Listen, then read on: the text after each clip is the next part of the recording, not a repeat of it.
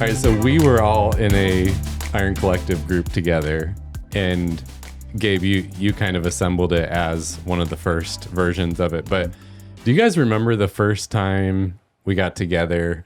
And Gabe, you were explaining like what we were going to do together. But of course, people like me, I had this context of being in lots of Bible studies. So I'm like, all right, I'm ready. Got my Bible. Here we go. And you kind of explained how we were going to do it. And it was a little bit like funny and shocking. Do you guys remember that? Oh, yeah. Well, I remember thinking, I don't actually know what I'm doing. You certainly like fooled us pretty well. Yeah. Fake it till you make it. That's right. Yeah. Well, I remember I was out on my back deck and sitting out there on Zoom call with you guys. And, I was like, all right, figuring out who these guys are. I've never met them before.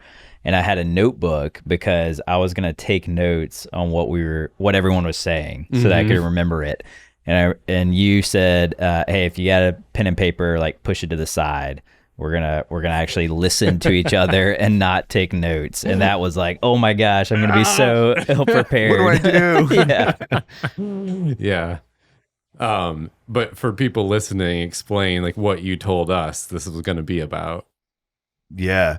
So, I mean, really, this was about like knowing each other, really knowing each other. And, we actually didn't start with like deep story, you just really, the goal was to really start to relating to each other in terms of like, hey, like, how are you doing today? Like, what's going on with you? Which sounds like such a benign question, but it's such a hard question. Yeah. I mean, that's what really tripped me up at first in a good way, because I was kind of tired of a lot of the types of groups I had been in and led over the years. But there was always so much to carry and to do. There was homework, there was prep, there was discussion questions, and there was books to read, and there's all of this stuff that actually to me felt like a burden. Then you said, well, basically all we're going to do every week is talk about the question, how are you? Yeah. And I just remember thinking like, okay, well, how is that going to last an entire group? Well, my thought was, I'm going to say one word and it's, I'm good, which is always my answer to that question when I get asked it in passing or at church or, wherever. Hey, how's it going? Oh, it's good. Or it's fine. Or, living the dream or whatever guys would typically answer. But you told us that's not an acceptable answer. Yeah. We banned the words good, fine. Yeah. Living the dream. All banned. Yeah. So. And it's cool how people engage with it different, because I came from like, actually, I'm fine answering that question really long. I usually say too much in answer to that question. But for me, it was like removing the burden of, Bible studies, small groups are this like difficult thing that like consumes, so it's overwhelming. It's a big checklist. And it's like, all we're going to do is talk about that. And to me, I was writing it off at first. And then the more I experienced it, it was like really life-giving and freeing that all we do is talk about that question. Even as the leader, like there's nothing for you to prep. You've got one question. It's the same every time. Yeah, it's like in some ways the easiest group to lead in that way. And I would encourage, those leading groups or about to lead groups that like you don't have to have it all figured out.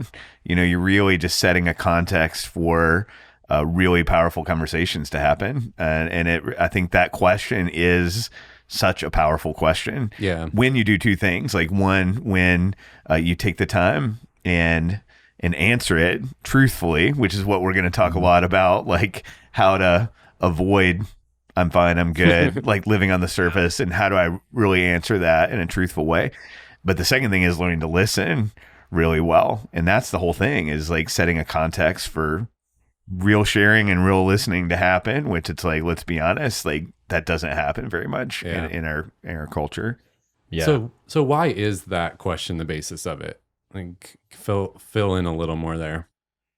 Yeah. So, and we'll get into like all the depths of this later in this series, but essentially as people, we're hiding, we move through life hiding.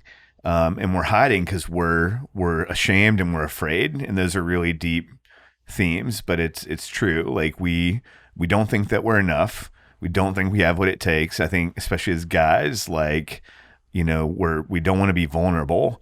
And so we want to project this image that, man, I've got life figured out. And that's how I want to show up in my relationships is I've got it together. I've got it figured out. But the problem is it's not true. Is that internally, none of us have it figured out. Internally, like we all are struggling. And the reason this question is so powerful, if you answer it truthfully, and if you're in a group where people can actually listen and respond appropriately, is that we begin to undo the hiding. And that's the whole invitation. The invitation is come out of hiding and into a journey of real life together. And for some reason, that question gets us there. Yeah.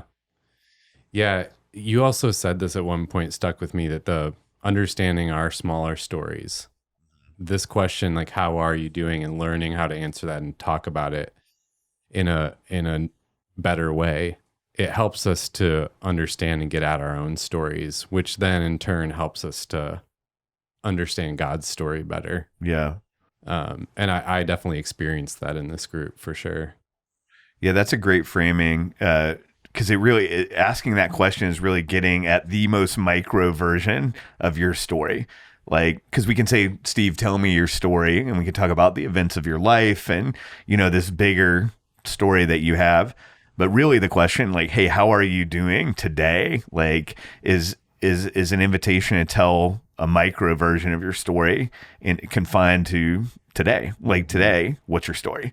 What's going on with you? And you're right. Like when we began to really understand the smallest version of our story and understand that we have one, that is the place where we connect with God, because he has a story too. And guess what? He's involved in your story today as well.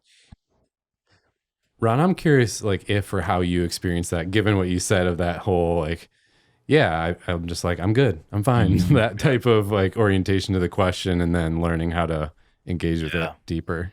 Yeah, I mean, I'll say for me, that was a huge just journey. I mean, it didn't happen overnight, but that was so impactful from this group, was just that journey for me of going, how am I really? And do I even have language to know that, because I'm so used to just saying I'm fine, or answering with, this is what's going on at work, or this is what's going on with family, with facts. But I was never, I didn't really know how to get to, man, what am I feeling? What am I experiencing? How's God working in my heart right now? I didn't have language for that. And I think I mentioned that early on, was like, I don't even know what these words are. It's like learning a Greek or Hebrew, a foreign language, to begin to put words to what I'm feeling. And it takes time. It's still, it's still a process for me, but that's what's been so huge, is just beginning to unpack more of where I am currently, and what's going on in my life, and having language to do so. Yeah, it was really similar for me. I think throughout the whole experience of answering that question better, I realized how much I stuffed my feelings, and how much that was a trend and a learned behavior and all the things, how much I just stuffed my feelings and what I was actually experiencing, which did, now I see how much that prevented me from understanding who I am, and which prevented me from connecting truly with God.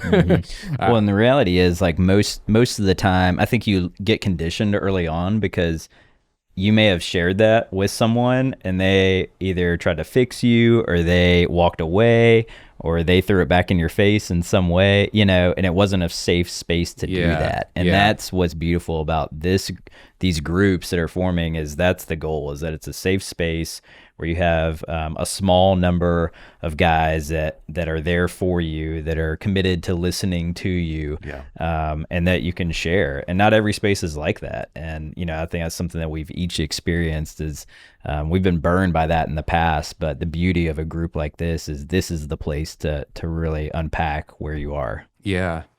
And just for anyone listening, especially if they're like hesitant about this whole experience, I think something that's cool I've seen for myself and others is, how in church life, like Christians will, you either think this or say it, and you think, well, okay, I would like this kind of connection with God that the Bible seems to talk about and that people seem to preach about, but that's not what I'm experiencing. And I look around, that's not what most other people are experiencing. So what's the disconnect?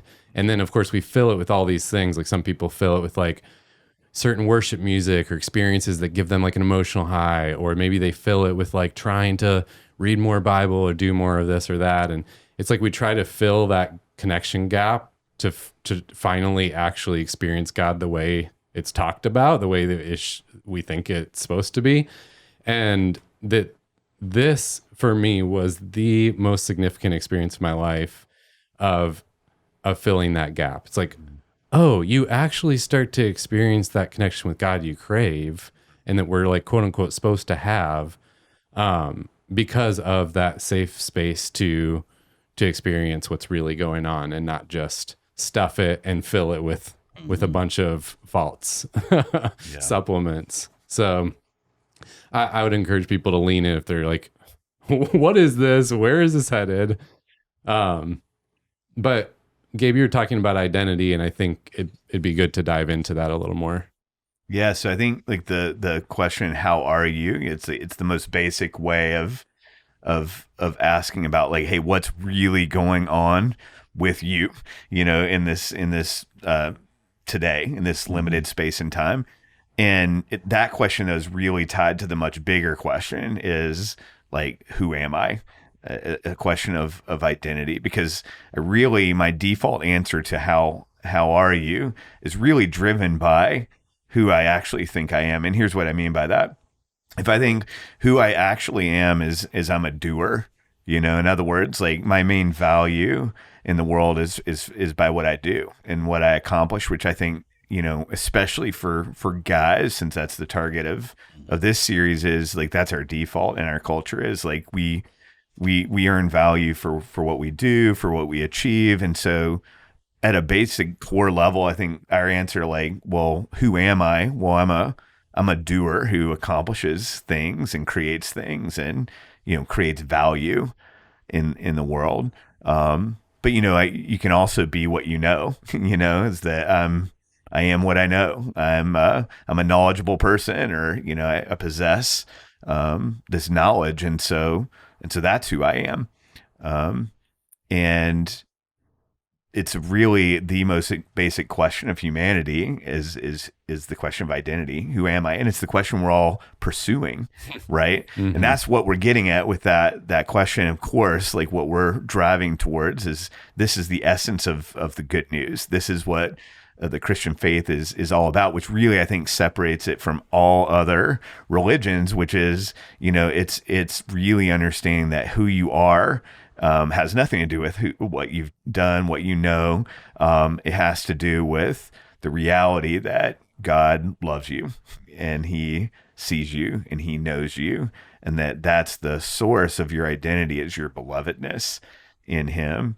And so what we're inviting as we sit in groups and ask each other, how are you? What we're doing is we're setting the stage to see one another and to know one another. And that reflects the way that we're seen and known by God, not because of things we've done or accomplished, but just because we are. Mm-hmm.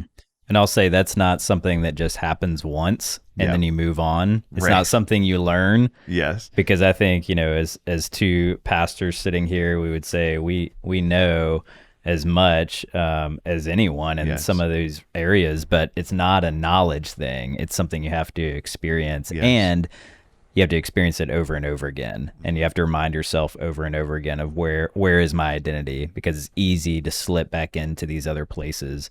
What I do, what I accomplish, what I know, instead of my identity is firmly rooted in Christ. Yeah. Yes. I agree. I think it's one of the most dangerous, slippery places. You even hear it in the way that we talk, because we often in the church talk about like salvation is, not about what you've done. It's about Christ. Cool. All right. Check. Salvation, prayed this prayer, made this transition.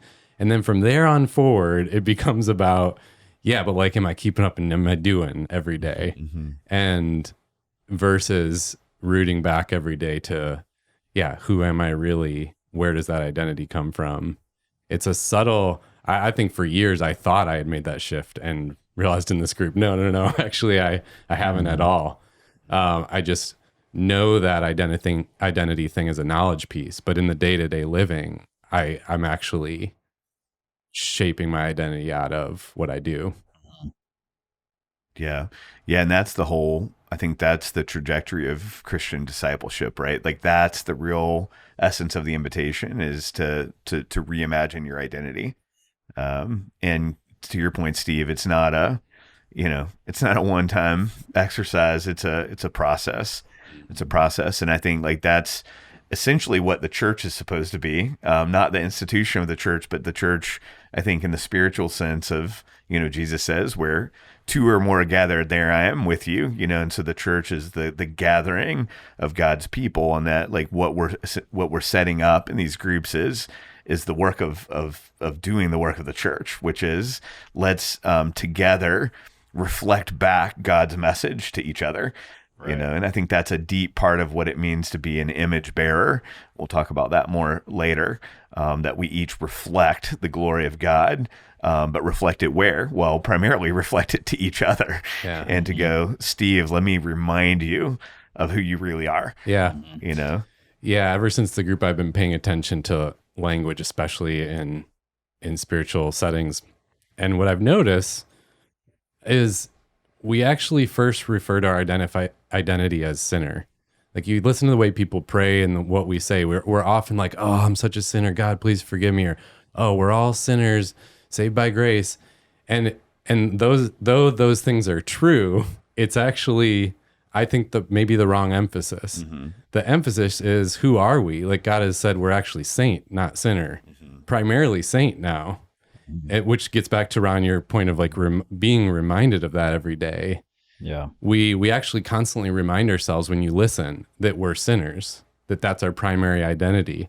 And so it actually then kind of wipes away everything Christ did. Because it's like, well, wait. Like he did all that so we wouldn't be primarily sinner anymore, but saint in him, who's still kind of like got this baggage in our life too. So I don't know, I'm curious your thoughts, but I've noticed that in even our language, it's like we're constantly reminding ourselves of the wrong identity, even in church. Mm-hmm. And I wonder if there's something about that. Yeah, I mean, I think it's not behavior modification, right? Like but you're right. That is the way we approach discipleship. It's like, how do we follow Jesus? Well, it's change your behavior, and the problem is that's not the beginning of the journey. Now it's true that like when we understand our identity correctly and we begin to live out of that, our behavior does change because like we grow in our capacity to love.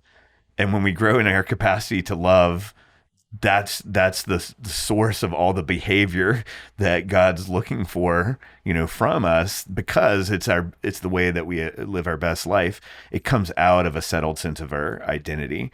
It's when we don't understand who we are and we live out of that's where we live lives that aren't, behaviorally congruent with God's standard. Ron, you remember when we were at the fire pit in our Iron Collective group, and Gabe, you were pretty tired, and at the end of the day, like you start to slip into, I don't know how much energy I have left, so you might not remember this, but I went back to my room and wrote it down because it was what you said, but in this really sticky way. You said, well, the problem is we're lied to. Mm-hmm. And so after we're lied to, we believe that lie. Mm-hmm.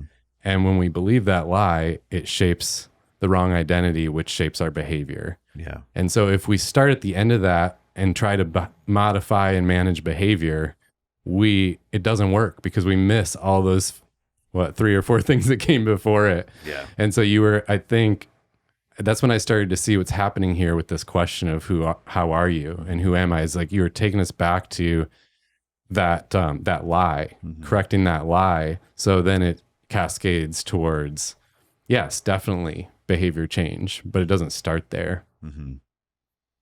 Yeah, really. And I think we're going to get into that in later episodes, but we've believed core lies about who we are, to your point, Steve, and that goes back to our story, right? Like in our stories, the ways that other people have treated us and the things that other people have said to us cause us to believe, or set us up to believe things about ourselves that just simply aren't true. And when we each have a very unique story of our identity that's broken, right? That's not true. So just to get really specific, like for me, it's the lie. My core lie is that I don't belong.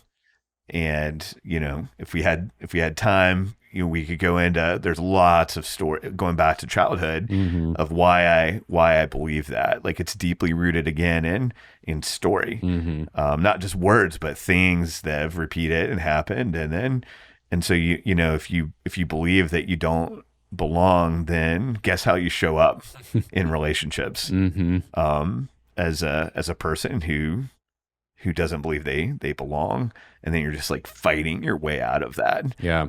And that leads to all kinds of bad behavior because you're not able to actually like love yourself or love other people out of that lie.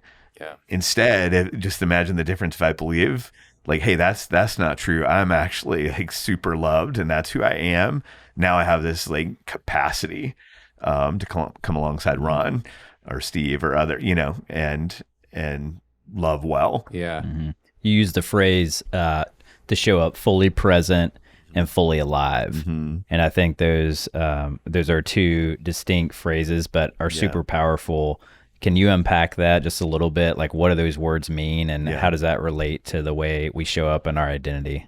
Yeah, I mean, I think that's like right. That's glad you brought that up, Ron, because that's right at the heart of what we're talking about. Of how do we want to show up as we come to this question, how are you? As we invite others to come to that question, the goal as a leader is to help people show up fully present, fully alive. What does that mean?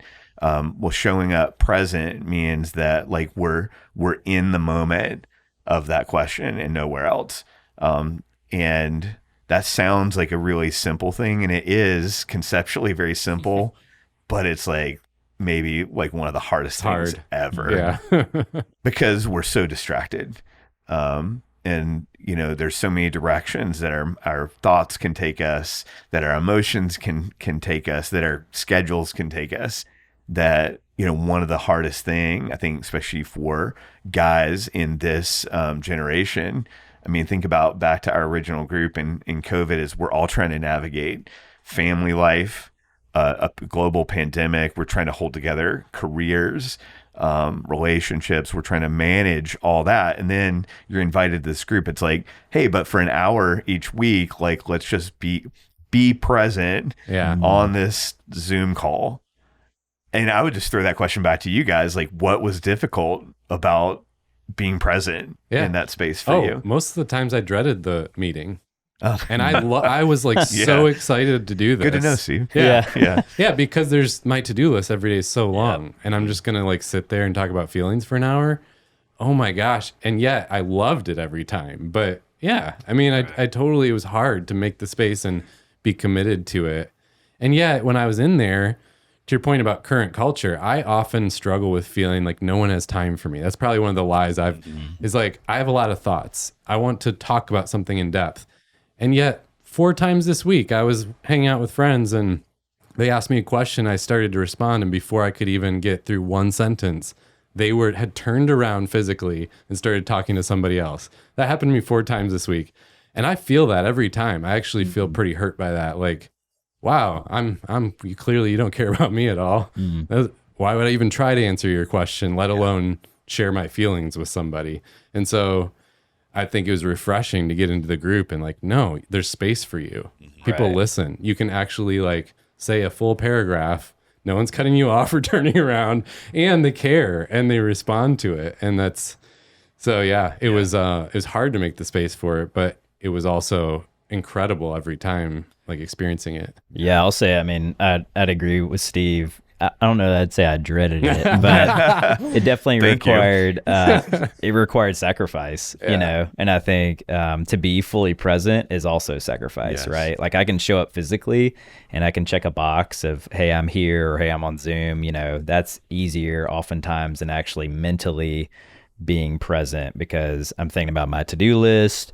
I'm thinking about, you know, family and dinner or kids pickup or whatever it might be that's that has just happened and that's about to happen. And to set aside that time, whether it's the afternoon, the evening, the morning, whenever the group's meeting, and actually be present with those guys is actually really hard. Yeah. Yeah. It's one of the hardest things. And that's true in any relationship. And so in some ways, like, that group is an invitation to practice what it means to be just good at relationships. Because, you know, if you're in a marriage or really any relationship, I go to marriage because this is an area I fail in pretty regularly still, even though I'm like growing in this. Is, you know, Janet will ask me all the time, like, hey, where are you? Come back to me, you know, because my mind is just all over the place. And when she's trying to, you know, really connect with me and engage, and so it is tough. And so that idea of being present, and then there's this idea of being fully alive. Like, so being alive, like the opposite of being alive is obviously death, but a form of death is being numb.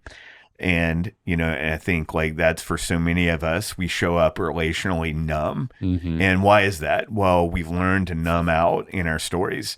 That's how we've learned to deal with our pain is the hiding involves numbing, and we all have different mechanisms of doing that. But what we're seeking to do in these groups is begin to undo that and say, hey, like, you don't have to show up numbed out. You can show up feeling. We're going to talk a lot about why feelings are so important, but to be alive means to feel, you know, like you hear people talk about that. If you've, guys that have been in a tough life or death situation and wondered if they were going to make it. And then, you know, but when you feel pain, it can actually be an encouragement, because you're like, I feel and I know I'm alive because I'm feeling. And I think, and that was definitely my story is, you know, at my lowest point of just really being numb and not being able to feel anything. And we can't experience real life that way, because you were made to love and you were made to receive love. And it's the deepest longing of our hearts. And we're meant to experience that in relationships, but we've forgotten how. Right. And it's dangerous. I'll say, you know, it's dangerous to be vulnerable. I know that word gets thrown around a lot in church circles, but that's the reality, is that when you do open yourself up in that way, you can get hurt deeply and quickly. And I think that's the danger that we've all numbed ourselves to and shielded ourselves from, is that pain. Which is why I think these groups are important, because it's not just a willy-nilly group. It's a place where you learn how to make it a safe space, how to answer that question well, so that it's not as dangerous. And I know I experienced that too, is realizing, oh, okay, this is a place where you can open up that way versus other places you probably shouldn't. And yeah, it did trickle into my marriage. We'll talk about this in other episodes, but for sure I experienced that improving our marriage in a lot of ways, because I was also in the numbing out category. So a lot of the relationship wasn't fully alive because I wasn't sharing how I was doing, where I was at emotionally. It was just about, you know, getting things done together and whatever. So I think we can get into that in other episodes. I would say one of the tools, you know, when we talk about being fully present, that works really well is actually asking questions. And I think that's an underrated tool in our society. So often, you know, when someone's sharing something with me, or when I'm listening to them, I'm thinking about the next thing I'm going to say, and I'm not actually listening to them.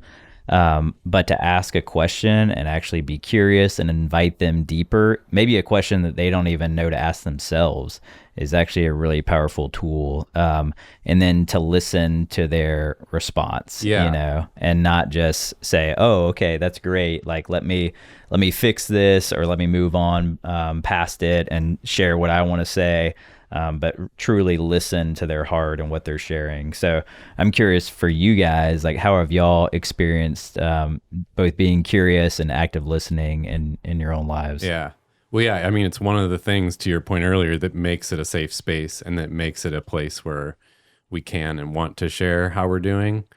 I mean, I'm a professional coach, so I ask questions for a living. So that wasn't new to me, but it's interesting. I say that because it was still transformative in this group, even though I do it all day long, because there was something different about in the group. We're trying to actually just be present with how we're doing versus solving a problem.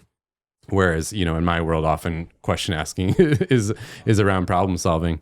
So, yeah, I feel like I experienced a different version of it, and I already shared how it impacted me was like, no, it feels like often in my life, I'm not welcome or free to share.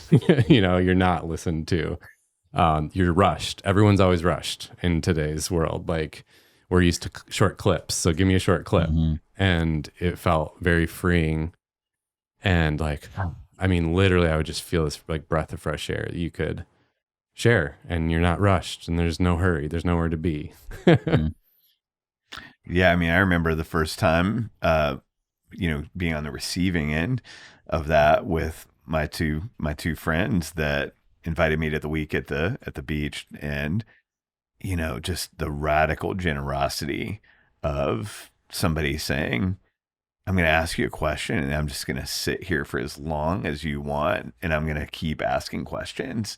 And man, just to be present that way, for somebody else to be present with you, I just remember what that felt like. I just felt so loved and so worthy. And it's amazing what that says to another person so I would say for me, it was just being on the receiving end of that and going, that was amazing. Yeah. And I think it was how Jesus showed up too, by the way. I think that's like a thing we miss in the scriptures, is like Jesus was a great question asker and was obviously like super present. So I just like wanted other people to experience that.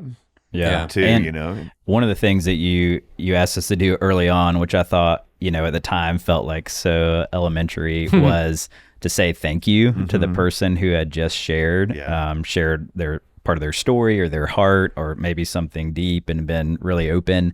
And instead of there being this lull or silence or man, you should pray about that. Just saying thank you to them. Like, thanks, Gabe, for sharing that. And then, maybe there's a question or a way that you can relate to them that doesn't make it about you, but just reminds them, like, I'm here with you, and I'm present with you. Yeah.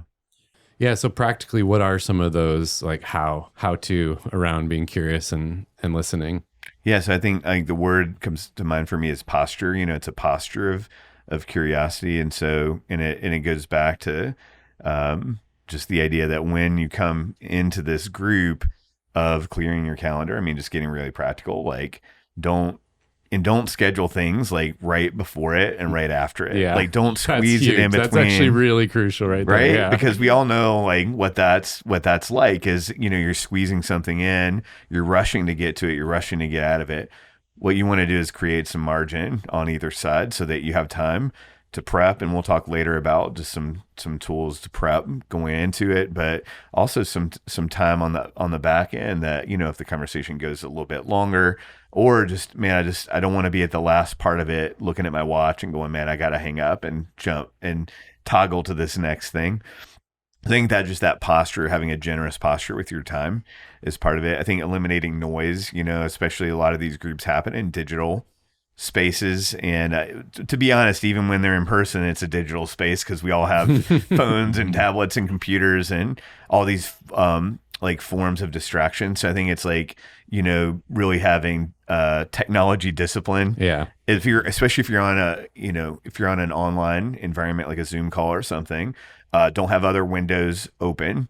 Turn off your notifications and things like that. Don't think you're getting away with texting and sending emails, and because guys, people can tell. Yeah. Right. Like if you're not, Well, not just notice present. how it feels when you're sharing and someone else is distracted like that. I think that's a Right. helpful motivation to Yeah. You're like, to that feels tune in terrible. yourself. Yeah. So I think those are just really practical ways of having a posture. And I think it's like a generous relational posture in there. But then like when someone's sharing, Ron is alluding to this concept that we call covering, because when someone is sharing something truly vulnerable, and I want to give this image, like to me, it's because I was a soldier, you know, it's like what you're doing is inviting guys to come in and take off their armor.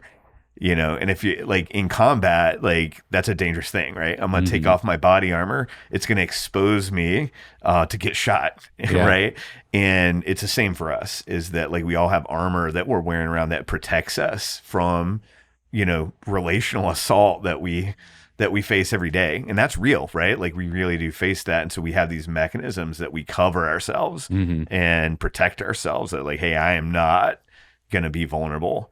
And that's how we move through the world. But this group is a place where we're saying, no, take off your body armor, put down your weapons. It's a safe place. But we want to honor that, because when we take off our armor, when we're vulnerable, when we share real things, we open ourselves up to shame. Is that I can, just to get real practical, if I share something that's happened to me today, if you say, well, Gabe, like, how are you today? And I share, man, I just, you know, just had a blow up with my wife and I showed up poorly and all this. In that moment, I'm super vulnerable, and what can fill that vulnerable space is shame, is that I can then begin to believe that I am deeply flawed, like there's something wrong with me. And the way we cover that in a group is that we respond with a simple thank you. Thank you for sharing. The worst thing we can do is be silent, because then that shame's going to come in. You feel it filling the void in that moment when there's silence. Yeah. And then, you know, we talk about another way to do is we don't want to like share on top and make the person's sharing our moment to share our so story. Just to be clear, what you're saying with the covering then is it's like somebody standing outside who does have the body armor and the weapons covering you so you're safe while you're inside taking it off. It's like you would set us up and say, all right, so Steve, when you share, Ron, you're going to cover him. Because in a group, sometimes the reality of group dynamics is there's silence just because no one knows if it's their turn to talk or not, or they don't want to jump in and cut someone else off. So it gives you permission, Ron, to like right at the end of my sharing, you jump in and you say something, even if it's just thanks, Steve. It's like there's a person who knows it's on them to immediately fill that gap with something good. And that's like what you mean by the covering in that moment. That's right. Yeah. And the two other things you can do, and the most basic is what Ron named, just thanking the person. It sounds cheesy, but it works. When you're on the receiving, it always feels awkward when you're the one doing it. It always feels amazing when you're the one receiving it. Still, even after doing it a bunch. But the other two kind of, I guess, tools in your toolbox are to relate to it. So, you know, without because I don't want to like share and make it my moment, but you know, if I shared that I, you know, fighting with my wife and not showing up well, if Ron then said something like, man, I can identify with that because I've been married a long time too, and like that's a regular thing, like that says, hey, like you're not alone, which is a huge deal. And the third thing you can do is you can talk about how the person sharing impacts you in a positive way. So I might you might say something like, man, when you share the way you struggle in your marriage, that actually gives me a lot of courage because you've been married a lot longer than me. And like the fact that you're still navigating that with intentionality, like just gives me a lot of courage to keep going. And so that's, you know, so we cover by gratitude, we cover by relating, and we cover by naming the ways that the person is impacting us. And those are just like basic things that work every single time. Yeah. And they work outside of this group too. You know, they work in your marriage, they work at, you know, in other relationships. I mean, just active listening and being curious is such a powerful tool that is so underutilized in our culture. Yes. And man, to think about, sitting with someone and really listening to them, whether or not you're in a group setting, is just amazing. Yeah. And I'll say for myself and my wife, I mean, that's been a huge gift of just learning these skills and going, hey, put down the phone, Ron, look her in the eye, listen to her, ask questions as she's sharing. It's been amazing. And you notice how the three things you listed, Gabe, none of them are problem solving or trying to offer advice. Yes. And what I've noticed, even in the group, when one of us would slip into that, it is also shame inducing. If I say, yeah, me and my wife got in this big fight yesterday and I handled it really poorly. And then you say, yeah, like, actually, one of the things that works really well for that, Steve, is Even though you're trying to be helpful, it induces shame because I'm like, yeah. Well, in my head, I'm like, yep, I am a big screw up. Yeah. You dummy, you should have known that. Yeah. And so I just want to point that out because that's one of the things you said at the beginning, Ron, that's easy to slip into is the problem solving or the advice giving. That's intentionally what we're trying not to do here, which is like a practice. It's practicing building up a new muscle. Yeah. Sure. And so it can feel awkward or hard at first, but yeah, on the receiving end, it feels so good. Which is probably why you had us all experience it, Yeah. every time we met. Yeah, and you have to do it over and over and over again because it's so foreign to us. Just answering this, how are you? Being curious, so foreign. We have to practice it over and over and over. Yeah, and it gets less awkward, right? Yeah. As you go on, and you kind of learn how to make it your own. Yeah. Cool. Well, just to tee up in the next few episodes of the series, that was one of the tools, kind of that question and how to listen. We'll tee up a few of the other tools that you use in the group, the feelings wheel, the box talks, and the chambers of the heart. And so we'll get into that next.